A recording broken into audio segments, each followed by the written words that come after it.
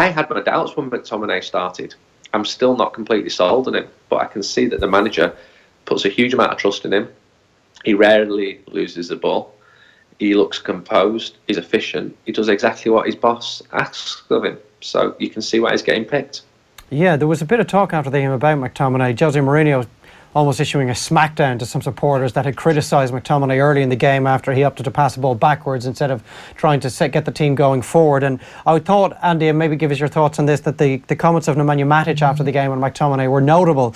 He said that he's a joy to play with, fights for the team, and in reference to what you've just said, he plays like a guy who's spent 5 or 6 years in the Premier League, and it's far easier for Nemanja Matic, I would have thought, to play with Scott McTominay than it is Paul Pogba. Yeah, he does exactly what his manager asks of him. And I saw what Mourinho said about the reaction from supporters. And I actually asked Mourinho after he'd said that about the atmosphere, because he's been critical of it. But it was the best it's been at Old Trafford on Saturday for years. It was fantastic. And the Liverpool fans were decent as well, I have to say that. I posted some footage of him singing that Allez, Allez, Allez song after the game. But McTominay is more predictable than Paul Pogba.